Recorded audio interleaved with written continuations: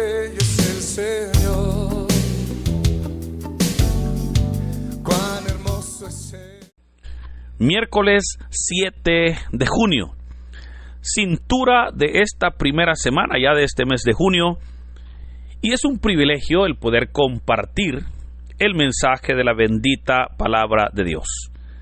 El evangelio para hoy, hermanos, está tomado de San Marcos capítulo 12, versículos del 18 al 27. Doy lectura a la palabra de Dios en el nombre del Padre, del Hijo y del Espíritu Santo. Amén. En aquel tiempo fueron a ver a Jesús algunos de los saduceos, los cuales afirman que los muertos no resucitan, y le dijeron: Maestro, Moisés nos dejó escrito que si un hombre muere dejando a su viuda sin hijos, que la tome por mujer el hermano del que murió para darle descendencia a su hermano. Había una vez 7 hermanos, el primero de los cuales se casó y murió sin dejar hijos. El segundo se casó con la viuda y murió también sin dejar hijos. Lo mismo el tercero. Los 7 se casaron con ella y ninguno de ellos dejó descendencia. Por último, después de todos, murió también la mujer. El día de la resurrección, cuando resuciten de entre los muertos, ¿de cuál de los 7 será mujer? Porque fue mujer de los 7. Jesús les contestó: están en un error, porque no entienden las Escrituras ni el poder de Dios. Pues cuando resuciten de entre los muertos, ni los hombres tendrán mujer, ni las mujeres marido, sino que serán como los ángeles del cielo. Y en cuanto al hecho de que los muertos resucitan, ¿acaso no han leído en el libro de Moisés aquel pasaje de la zarza en que Dios le dijo: yo soy el Dios de Abraham, el Dios de Isaac, el Dios de Jacob? Dios no es Dios de muertos, sino de vivos. Están pues muy equivocados. Hermanos, esta es palabra del Señor. Gloria y honor a ti, Señor Jesús. Continuamos con la meditación del capítulo 12 de San Marcos, y en esta ocasión toca el tema del matrimonio y la resurrección. Recordemos cómo este capítulo 12 nos presenta las confrontaciones que el Señor Jesús tuvo con las autoridades judías. Ya decíamos que aquellos 4 grupos de autoridades que existían en Israel, todos tuvieron momentos en los cuales se enfrentaron a Jesús: los fariseos, los saduceos, los escribas, los herodianos. Y hemos visto en estos días anteriores cómo estos grupos pues se han unido, ¿verdad? Pero cada uno ha presentado su trampa, o cada uno ha presentado su confrontación al Señor con el propósito de encontrar algún error en él y de esa manera poder acusarlo o ante las autoridades judías como el Sanedrín o ante el pueblo. Así hemos dicho que eso nos presenta 5 confrontaciones, ¿verdad? Y ya el día de ayer pues veíamos la tercera. Hoy vemos la 4ª confrontación que el Señor Jesús va a tener, y hoy es referente al tema del matrimonio. Pero ahora son los saduceos los que se enfrentan a Jesús. Recuerde, el día de ayer eran los herodianos, ¿verdad? Hoy son los saduceos. Pero, ¿quiénes eran los saduceos? Este grupo, hermanos, era una corriente religiosa compuesta por sacerdotes. Ellos, de hecho, eran solo sacerdotes los que componían el grupo de los saduceos. Ellos controlaban el templo y sus enseñanzas, pero también de entre ellos salía el sumo sacerdote, quien controlaba también el tesoro del templo y obviamente el Sanedrín. Por lo tanto, ellos tenían poder político, poder económico, poder religioso. Era gente muy poderosa y muy rica. Entonces ellos eran los que manejaban las doctrinas del templo eran los que manejaban las enseñanzas y exigencias del templo, y por lo tanto manejaban todo el tema de sacrificios, todo el tema por el cual pues el pueblo debía de estar siempre sacrificándose o presentando sacrificios ante el templo. Pero ellos, como grupo religioso, ellos no creían en milagros, no creían o negaban la existencia de ángeles y de espíritus, y por consiguiente pues decían no hay resurrección. Entonces para ellos que el Señor Jesús hablara de resurrección era algo totalmente inconcebible, y por lo tanto ellos no creían en la vida después de la muerte.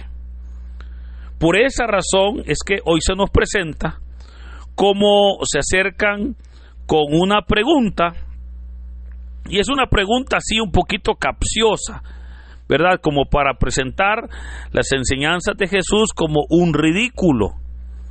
Y vea que se le acercan diciéndole maestro. Claramente, hermanos, sabemos que ellos no lo consideraban un maestro. El decirle maestro acá lo hacen de una manera sarcástica. Y le dicen, o le presentan más bien y le recuerdan que Moisés dejó escrito que si un hombre muere dejando a su viuda sin hijos, que la tome por mujer el hermano del que murió para darle descendencia a su hermano. A esta ley, que la tenemos nosotros en el libro del Deuteronomio, capítulo 25, se conoce como la ley del levirato.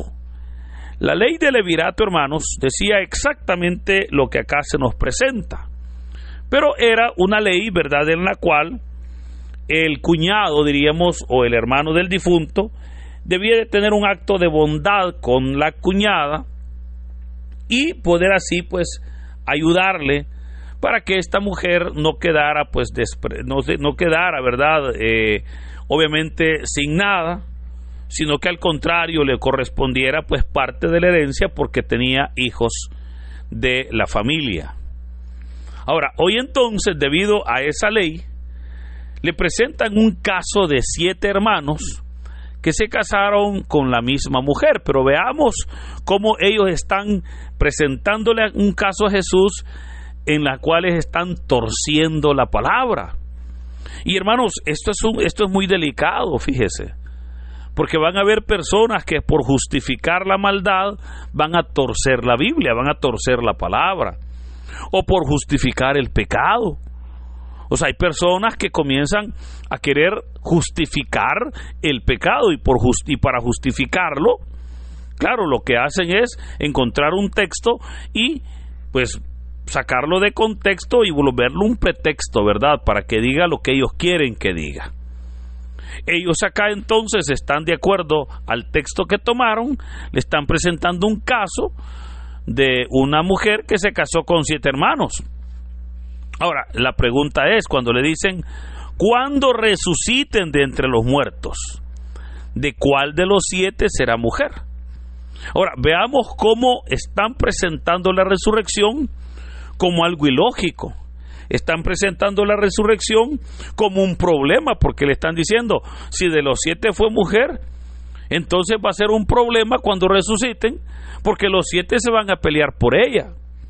O sea, note, están presentando, insisto, la resurrección como algo que no tiene sentido, como algo que no va a ser viable, que no va a ser nada de santidad o de bendición, sino de problema. Pero aquí, hermanos, donde viene la respuesta del Señor, y le dice, están ustedes en un error. No entienden las Escrituras ni el poder de Dios. Y ahora viene el Señor y les explica y les dice, cuando resuciten, ni los hombres tendrán mujer, ni las mujeres tendrán maridos. ¿Por qué razón? Y les dice, porque serán como los ángeles. Ahora, aquí, hermanos, es importante que nosotros comprendamos cómo son los ángeles. Porque en la televisión se nos presentan ángeles, pero casi siempre se nos presentan como masculinos, ¿verdad? Cuando usted ve, por ejemplo, San Miguel Arcángel, hasta el nombre, nosotros nos imaginamos que es un masculino, ¿verdad? Que es un hombre. O San Rafael Arcángel, o San Gabriel, o sea, son nombres masculinos. Pero ¿cómo se sentiría usted si yo le dijera San Miguel es femenino? O sea, incluso ahí se escuchara, ¿verdad?, como una ofensa. Pero en realidad, eso es lo que nosotros nos imaginamos de los ángeles. Pero en realidad, fíjese, los ángeles, ellos no son sexuados. O sea, sus cuerpos no tienen un género ni masculino ni femenino. Ellos no son sexuados. Ahora, ¿por qué razón el ser humano tiene un sexo? ¿Verdad? Porque usted sabe que el ser humano, Dios, como dice la palabra, nos hizo hombre o mujer. No hay otra cosa, hermano. Hombre o mujer. ¿Verdad? Yo entiendo que hoy en día están inventando ahí la doctrina, ¿verdad?, de todo lo que se llama la equidad de género y toda esta cosa. Mire, perdóneme, pero la Biblia eso no lo dice. La Biblia habla que Dios nos creó hombre o mujer. Así nos ha creado Dios. Claro, la sociedad es la que ahora envenena la mente de los jóvenes y le dice, usted tiene derecho a escoger su sexo. Ese no es un derecho, es que Dios ya nos dio el sexo. O sea, Dios no nos da permiso para escoger si hoy quiero ser hombre, si mañana quiero ser mujer, si pasado mañana quiero ser el doble. Si no, Dios no nos da permiso para eso. Entonces, ¿pero por qué? Dios le da un sexo al hombre, al ser humano, para que se reproduzca, para asegurarse la reproducción del ser humano. Pero los ángeles no tienen sexo. ¿Y por qué razón? Porque no necesitan reproducirse. O sea, los ángeles, no crea que cada día están naciendo nuevos angelitos. No, porque ellos no tienen sexo, son asexuados. Entonces, partiendo de ahí entonces, vemos cómo la resurrección no será un problema. Porque aun cuando haya memoria de que estuvieron casados, que no la va a haber, porque ya voy a explicar esto, sabemos que no va a haber ese instinto sexual en las personas. Porque claro, es acá en la tierra donde el hombre tiene el instinto sexual contra la mujer y la mujer contra el hombre, pero eso es muy normal. Pero veamos, en la resurrección seremos como ángeles, o sea, no vamos a tener esa debilidad. Ahora, otro punto importante es que por lo tanto en la resurrección no vamos a tener ya este cuerpo que tenemos acá, el cual es un cuerpo muy débil, el cual es un cuerpo dado a la tentación, a la debilidad. Recuerde, en ese momento tendremos un cuerpo incorruptible, un cuerpo, hermanos, que no va a estar sujeto a la corrupción, ya no va a estar sujeto a la tentación, ya no va a estar sujeto a esa debilidad carnal, sino que será un cuerpo redimido. Entonces, obviamente, ya no habrá esa dificultad que presentan ellos, ¿verdad? Ahora, que nos vamos a conocer, dirá alguien. Sí, hermano, sí nos vamos a conocer, pero nos vamos a conocer como ángeles. Porque vea, después de la muerte, todos los lazos familiares, los lazos sanguíneos, se disuelven. O sea, sí, aclaro, nuestros seres queridos que han muerto, ellos tienen conciencia de que ya murieron, ellos tienen conciencia de lo que aquí fueron, ellos tienen conciencia de lo que aquí dejaron. O sea, ellos tienen conciencia que nosotros nos quedamos aquí. Pero aparte de esa conciencia, ellos no pueden hacer nada más. O O sea, no crea usted que si usted comienza a pedirle, ¿verdad?, a su abuelita, a su abuelito que murió, su abuelito le va a ayudar. No, hermano, eso no es posible. Y tampoco va a venir a ayudarle o a resolver un problema. Tampoco es posible, ¿verdad? Cuando una persona muere, se rompe todo nexo, todo lazo con esta tierra. Y obviamente ya es un alma juzgada por Dios en los cielos. Por esa razón, el Señor le dice que el tema de la resurrección será posible.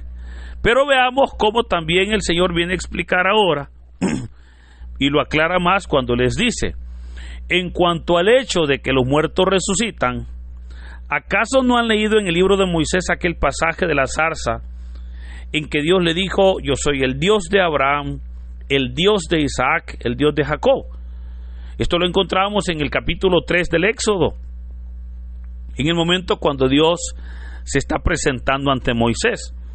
Pero vea, aquí está la respuesta, porque le dijo el Señor, Dios le dijo: yo soy el Dios de Abraham. Y hermano, hasta este momento, cuando a Jesús le están haciendo esa pregunta, mire, cuando Dios habló con Moisés, Abraham tenía aproximadamente 800 años de haber muerto. Cuando le dice: yo soy el Dios de Isaac, Isaac tenía 600 años. Bueno, y Jacob tenía 450 años, porque solo en Egipto pasaron 430 años. Y antes de que José muriera, obviamente murió Jacob. Entonces vemos cómo se hubiese referido Dios en nuestro lenguaje muy normal. Era normal tal vez que hubiera dicho el Señor: yo fui el Dios de Abraham, yo fui el Dios de Isaac, yo fui el Dios de Jacob. Pero Dios no dice que Él fue Dios en pasado de estas personas. Él dice: yo soy el Dios de Abraham, yo soy el Dios de Isaac, yo soy el Dios de Jacob.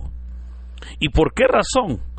Y el texto lo dice cuando nos dice: porque Dios no es un Dios de muertos, sino de vivos. O sea, para Israel, Abraham, Isaac y Jacob habían muerto ya más de cientos de años, pero para Dios no. Y por esa razón es que vemos cómo la resurrección es posible, porque aun cuando estas personas murieron, ellos seguían con vida después de la muerte. Pero esto, hermanos, nos debe a nosotros de fortalecer, porque vea, Dios nos ha dado todo para poder tener vida en esta tierra. Pero también al creer en Dios, al creer, al servirle, al honrarle, al glorificar su nombre, es aquí donde el Señor también nos asegura una vida en el reino de los cielos. Nos asegura la vida eterna. Nos asegura que Él se encargará verdaderamente de darnos y de cumplir esas promesas en nuestras vidas. Por eso, hermanos, creo que hoy es un buen día para buscar de Dios, para comprender en verdad que un día, cuando muramos, iremos al Padre, nos reuniremos con nuestros hermanos, con nuestros seres queridos que ya fallecieron, nos volveremos a ver, mas sin embargo ya no por lazos sanguíneos, sino porque seremos ángeles de Dios, en los cuales estaremos glorificando su nombre, porque Dios fue tan fiel que nos dio la vida, que nos permitió conocerle, que nos permitió amarle y obviamente nos permitió servirle. Por eso los hermanos que ya murieron, pues que Dios los tenga ya en su santa gloria. Y nosotros que aún seguimos con vida, pidámosle al Señor sabiduría, pidámosle fortaleza para poder hacer su voluntad, para poder cumplir sus propósitos y poder de esa manera honrar y glorificar su nombre. Ante todo, hermanos, porque Dios así lo ha querido, porque esa es su santa voluntad. Por eso le animo para que este día busquemos de Dios y honremos su presencia en el nombre del Padre, del Hijo y del Espíritu Santo. Amén. La belleza